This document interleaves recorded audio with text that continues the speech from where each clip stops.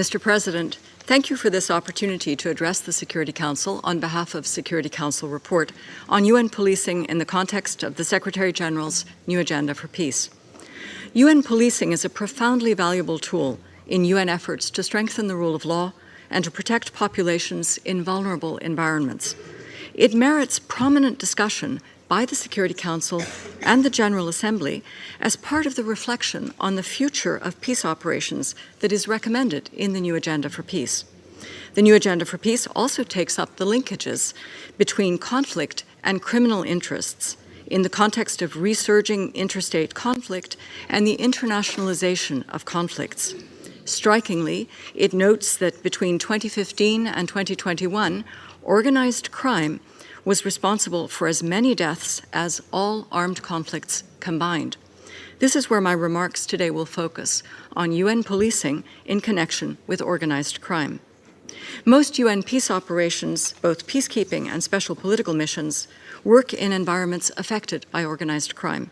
Criminal groups can play significant spoiler roles in peace processes.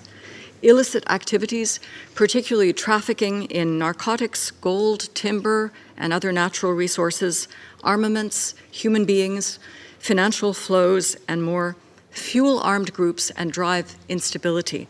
Indeed, a well-known quotation has it that many conflicts are now more about greed than grievance. This Council has referred to organized crime in several contexts, including the challenge organized crime poses to state authority. Council resolutions have especially linked criminal activities with non-state armed groups. In establishing MINUSMA in June 2013, for instance, the Council said it was urgent to address the serious threats posed by transnational organized crime in the Sahel, including links to terrorism. Non-state actors may also compete with the state and even co-opt it as they acquire political influence. Organized crime can become embedded in state institutions. One UN study suggests that organized crime may be best understood as a strategy adopted by a range of conflict actors, including the state, to achieve their objectives.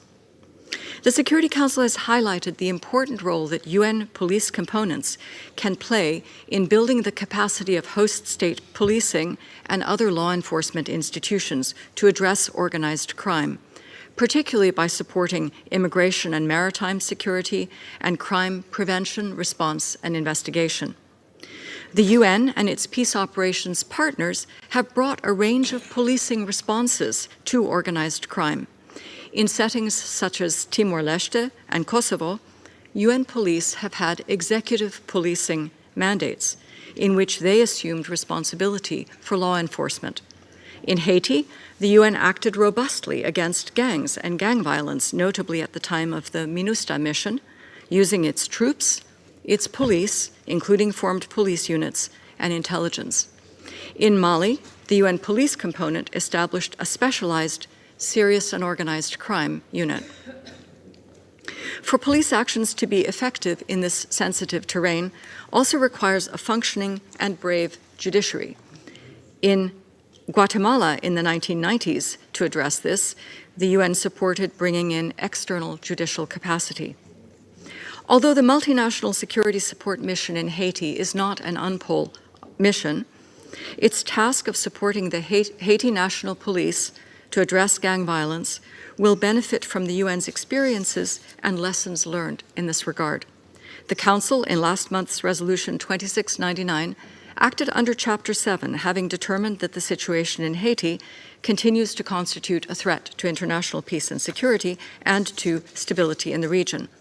1 year earlier, on October 21st, 2022, the Security Council unanimously adopted Resolution 2653, establishing a sanctions regime on Haiti, whose designation criteria include engaging in or supporting criminal activities and violence involving armed groups and criminal networks. Let me mention in this connection that the work of UN panels of experts is notably valuable in shining light on the murky topic of organized crime.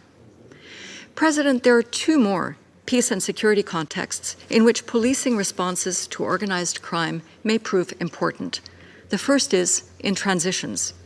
Speaking at this meeting in 2021, USG Lacroix pointed out that UNPOL contributes to host countries' post-conflict transitions, noting its role in facilitating the drawdown of UNAMID and transition to UNITAMS, providing interim policing, police planning capacities, and knowledge transfer. It seems vanishingly rare for UN police to remain on the ground once troops have left. But is it logical that they should depart at the same moment as other uniformed personnel? And while organized crime is also a matter for development actors, the departure of UN peacekeepers, often when national institutions remain fragile, is a high-risk moment for the independence of the judiciary and for the security sector. Some criminal actors will view this as an opportunity. In short, the role of UN policing in transitions probably merits greater focus. The second circumstance, which could also benefit from further Council consideration, is in the type of enforcement action discussed in the new Agenda for Peace. In situations where conflict continues, it's necessary to understand the political economy of the war, who benefits from it and how, and to establish strategies for addressing this particular driver of conflict. Lucrative criminality can strongly disincentivize peace, but it can be challenging for partners to agree on a context analysis. That is one lesson learned from the hybrid operation in Darfur. Questions for the Council here could be this: where enforcement or peacekeeping action is conducted by a regional organization or a coalition authorized by the UN, what is the role of UN policing? And who will be responsible politically for taking up the sensitive issue of organized crime? In the discussion to date of enforcement by regional actors, it's not clear that there has been any discussion of the potential policing role. This would now be timely. A further question is the extent to which UN country teams are truly able to take on the specter of organized crime that threatens a sustainable peace, for which the Council's engagement has provided such important political backing. President, UN police make up some 12% of UN uniformed personnel, but play critical roles in the justice chain, in the protection of civilians, and in interfacing with communities. I'm fortunate to have worked with UN police officers as well as formed police units as the SRSG in the UN mission in Liberia between 2012 and 2015, and to have observed the work of UN police in Bosnia-Herzegovina, where I served with UNHCR in the early 90s. UN policing faces high expectations, as mandates make clear, and an ever-toughening political environment for peace operations. Also, addressing organized crime is high-stakes work.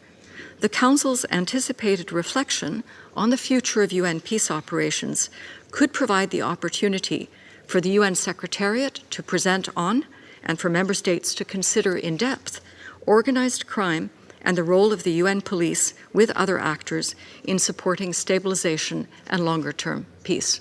Thank you.